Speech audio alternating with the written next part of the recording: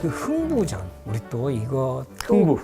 이것도 뭐 뻔한 이야기 아니냐. 이거 정말 그 마음씨 착한 그 흥부가 복을 받고 정말 마음씨 고약한 놀부가 뭐 진짜 그 결과적으로 뭐 응징을 당한다, 네. 벌을 받는다. 근데 여기에도 묘한 스토리들이 다 담겨 있습니다. 자, 제일 먼저 두 사람 형제죠. 네. 네. 근데 한 사람은 저렇게 잘 살아, 놀부, 그죠? 근데 한 사람은 저렇게 지지리도 못 살아. 또 뭐 좀 이상하지 않나요? 같은 집안인데. 장자승계인가요 이게? 그렇죠. 여기서도 비밀이 있어요. 장자상숙제. 조선 전기 같으면 흥부전이라는 소설은 성립하지 않아요. 조선 전기까지만 해도 그 자녀들에게 재산이 공평하게 상속이 되니까 또 거기서 수학을 뭐 이렇게 하게 되면 뭐 비슷하다라는 거죠. 이런 차이가 별로 안 나는데 조선 후기로 가면 장자상속제가 성립이 되면서 장자에게 모든 재산이 뭐 요즘으로 치면 몰빵이 되는 거예요. 첫째 아들한테 다. 그렇죠. 다 가버리죠. 거기다가 또 이제 사회적 현상으로 가면 조선 전기까지만 해도 뭐 비슷한 지역에서 농사 지으면 수확량 같은 게 비슷해요. 근데 후기로 가면 농업 기술 개발이 이루어지고 여러 가지 다양한 뭐 논농사만 짓는 게 아니라 뭐 과일도 심고 뭐 원예 작물도 심고 이러다 보니까 능력에 따라서 이게 차이가 나버리는 거죠. 농민들 사이에서 그렇죠. 빈부격차가 더 심해지고. 그렇죠. 그 부분을 강조하는 거예요. 하나의 포인트는 장자상속제. 거기다가 부농과 빈농의 차이가 형성되는데 부농의 대표가 놀부. 빈농의 대표가 흥부. 이렇게 된다는 거죠. 그래서 이 장자상속제의 모습을 보여주는 대표적인 자료가 흥부전에 나와요. 이런 내용이 나옵니다. 놀부네에 갔던 흥부가 몽둥이로 실컷 맞고 돌아오니 그것을 본 흥부 마누라 바깥으로 뛰어나가서는 덜컥 주저앉으며 태산같이 쌓인 곡식 누구를 주자고 아껴서 이리 몹시 때렸을까. 어떤 사람 팔자조와 장손으로 태어나서 선명제사 모신다고 호의호식 잘 사는데 누구는 버둥대도 이리 살기 어려울까. 차라리 나가서 확 죽고 싶소라고. 이야 잘 읽는다. 역시 아나운서네. 약간 감정이입이 됐어요. 어떤 사람 팔자조와 장손으로 태어났어. 이 놀부 이야기죠. 선영제사, 조상제사 모신다고 호의호식 잘 사는데 누구는 버둥대도 이리 살기 어려워. 여기가 바로 이 흥부전의 열쇠가 담겨 있다는 거예요. 한 명은 장자상속제의 정말 수혜를 받아가지고 재산 다 물려받아서 잘 살아가고 흥부와 같이 그 장자가 아닌 사람들은 뭘 해도 안 되는.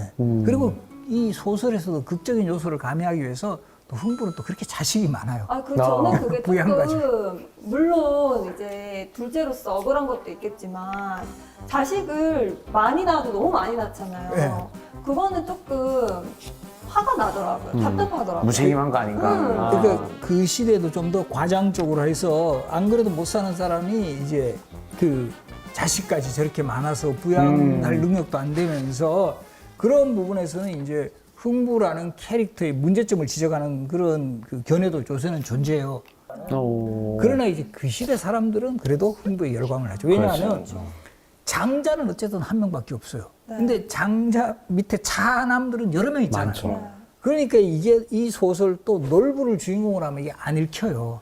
몇몇 장남한테만 선호되는 그런 소설이 되는데 이게 정말 수많은 이 소위 말하는 차남 이하 사람들은 열광할 거 아니에요. 그리고 농부들도 부농보다는 빈농이 더 많아요. 그러니까 이 소설의 주인공을 흥부로 설정을 했다.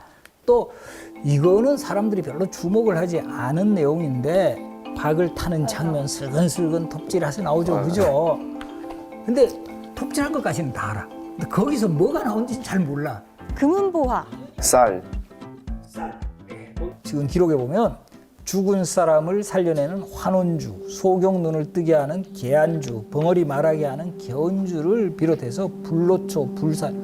이 시대도 건강에 대한 사람들의 관심 많고요. 그리고 이제 주목되는 게 동몽선습, 사략, 통감, 논어, 맹자. 책이 나와요, 책이. 야, 이거 박을 탔는데 와, 책까지 나오고. 책이 나온다고. 야, 지금 생각하면 이거 너무 스트레스 주는 거 아닌가? 이렇게 생각하지만 이 시대 농민들에게 희망을 주는 거예요. 그때는 책이 농민들에게는 보물이었나 보네요. 그리고 이제 농민들도 열심히 공부하면 출세할 수 있다. 아. 이 과거에도 응시할 수 있고 실제 조선시대도 농민들도 과거에 응시할 수 있어요. 근데 농사 짓고 이렇게 시간 너무 이제 나지가 여유가 않으니까 안 되는. 합격률이 낮다라는 거죠. 그래서 저는 이 흥부전에서 나오는 책하고 묘하게 일치하는 그런 자료가 바로 이 김홍도의 풍속화 중에서 자리짝이라는 그림이 있어요. 자, 부모들은 지금 열심히 일하죠. 아이는 뭐 하고 있어요? 책을 보고 있네요. 책을 보고 있죠. 네. 우리들은 이렇게 열심히 일할 테니 너라도 어떻게 공부해라. 공부해가지고 출세를 하라. 이런 당시 사람들의 자식 교육에 대한 열망 같은 이거하고 흥부전에서 나오는 박에서 나오는 책하고 묘한 일치점을 가진다라는 거죠. 연결이 되네요. 예, 연결고리가 있죠, 그죠? 네, 부모님 약간 교육열이 사실 이때나 저때나 같네요.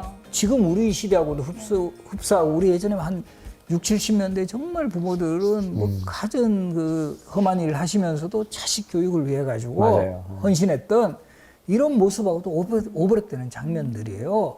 공부를 통해 가지고 교육을 통해서 뭔가 신분 상승을 할 수 있다라는 그런 모습을 이제 확인할 수 있다라는 거예요. 장자상속지 이야기, 거기다가 이제 농민들의 어떤 그 이 빈농과 부농의 차이. 그러나 또 한편으로 보면 이 소설이 되게 해피엔딩으로 끝나요.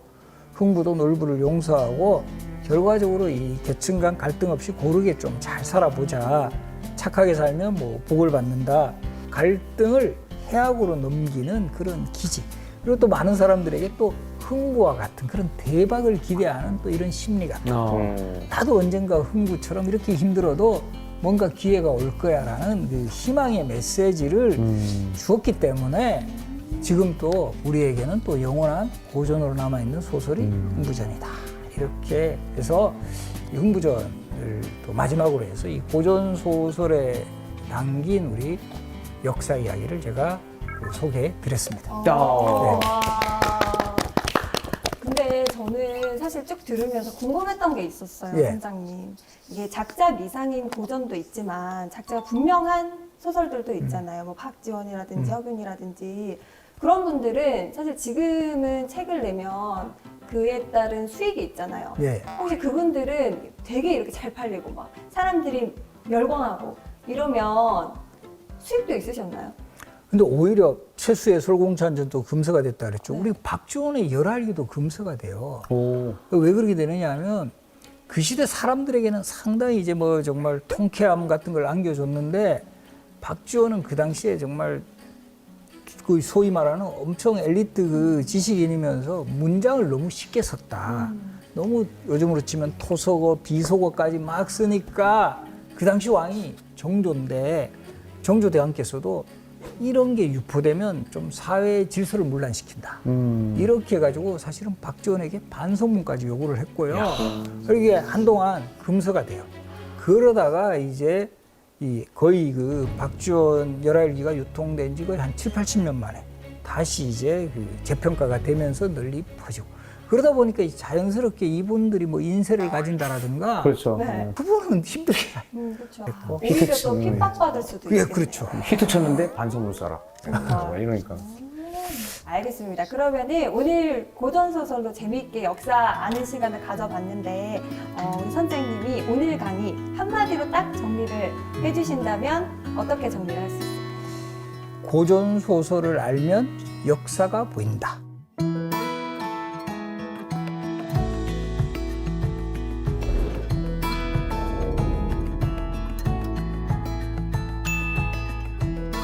좋습니다.